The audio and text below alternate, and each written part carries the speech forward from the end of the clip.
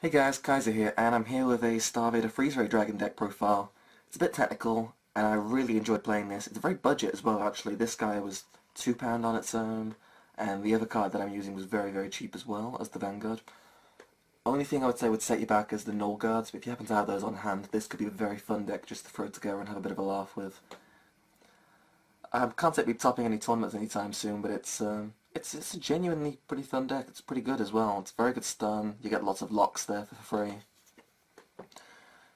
And basically you take the pressure off yourself a lot. It's very much the essence of Link Joker with possibly a little bit of Angel Feather dipped in there. So if you're a fan of either of those two decks, I'd definitely say play this. It's very fun. And of course the effect of this guy is whenever a unit is locked on your turn or your opponent's, gains 3k on limit break. Its next skill is whenever you take a damage, whenever a card goes in or out of the damage, for example, on your turn or your opponent's, you get to lock a unit. So if your opponent attacks with the Vanguard or the Rear Guard first, you get to lock their other column. So you take a bit of pressure off yourself. If you're going to use it in that sense, you can take 10 guard off yourself every turn. So works very well defensively. If you can make the right columns with this deck, which is very, very possible, you can create a bit of good. Well, you can create some great power output there as well. Hitting 3-stage columns, doing pretty decent with the Vanguard. The Vanguard doesn't always hit very high in this deck, but with the right setup you can have a pretty damn good field. And I would say play 4 of these. It's the boss card after all. And pretty good a card overall. I really enjoyed playing it. Now the next card is the alternate boss. I'm using this thing for the purpose of a finisher. So I thought about using Break Rides, but Break Rides are far too slow when... I suppose the best example is if anyone's ever played Shamshield, the Angel Feather deck. The main problem with that is if you don't get the card on the Vanguard circle early enough, you don't get to make use of its effect enough. So riding this guy as soon as possible is very key in getting the best value out of all of your damage. Great thing about Binary Star Twin Gunner is when you've actually ridden this guy, regardless of whatever you're doing, you probably haven't used any counterblast up, so you've got like use for 2 of these effects. And the effect is on limit break, you can counterblast 2, soul blast 2, lock a front row and a back row unit, which is very good value for a card like this. It's 11k base as well, works, well, any 11k base card is pretty damn good. Also its other effect is, if you do have bad columns, you swing with this guy and you put in one of your units in soul. Maybe you've got a Freezeray Dragon that's, I don't know, you want to put a grade 2 there instead, for example. So you attack with this column first, attack with a Binary Star, then put this into your soul, gains an extra 5k, start taking for 16. So say for example, if you've still got your starter behind, if you've still got anything else behind, you can probably hit for about 21, even higher. Pretty easy, and if you think of it, it is kind of negging yourself when you use the effect, but when you're taking pressure off yourself by locking, and when you're using that benefit to really rush your opponent, you're kind of plussing in terms of like the guard you keep, so it doesn't hurt to sort of put cards in the soul to keep aggressing and rushing your opponent when it gets to that late stage, because you can make some pretty nice columns. And for the purpose of wanting to ride this thing as well, I play 4 of this. Very cheap card. It's the promo, I think, from the national qualifiers. I'm not sure what the actual tournament itself was, but they were basically giving them away. You could probably get them for about £1, maybe even cheaper now. So for the grade 2s, I play Negligible Hydra. Possibly negligible in any other deck, but in this deck it's great. If you're not aware of the skill, it's a damage forcer. So if you're on 3 you can counterblast 1, you can take a damage and be on 4. This is great with Freezeray Dragon because you can put the damage back at the end of the turn and essentially get a free lock and have the ability to put cards you don't want in the damage zone back into your deck. So let's say you got a heal, regardless of whether or not it goes off in the damage zone, you can counterblast it and at the end of the turn put it back with this guy. I suppose there is the problem of when you use the skill, you might end up with like a crit being forced into the damage zone. I've seen that happen quite a few times to someone. It's kind of funny. The 8k base can be a problem. Obviously you don't want to ride it. If you get it in the starting hand, it's probably a good idea to put it back. But there are so many good ways on the rearguard circle to make this into a decent column. And because it's a grade 2 you can intercept with it anyway, if you can't make a good column. It's a very versatile card in this deck actually. It's quite fun. Next one is 3 copies of Niobium.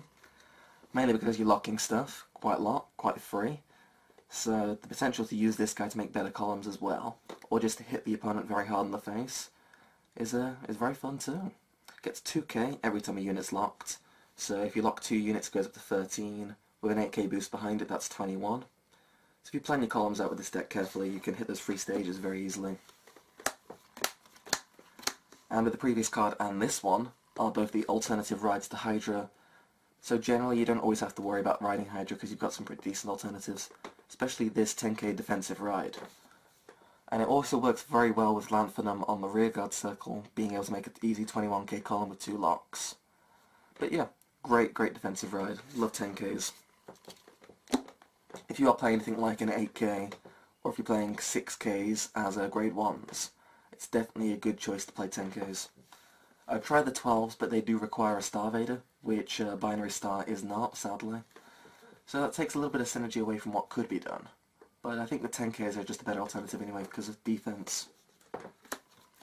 And another reason to play the 10k is the free imaginary Orthos. I'd like to play 4 just to get more value out of locking, just to be able to do it more often, but once you put this guy on the field, sometimes it's kind of hard to get rid of them unless you actually use this guy late game to help clear up your field and make it slightly better. But obviously you can't intercept with them, so I like the idea of playing free. I think that's quite a good balance.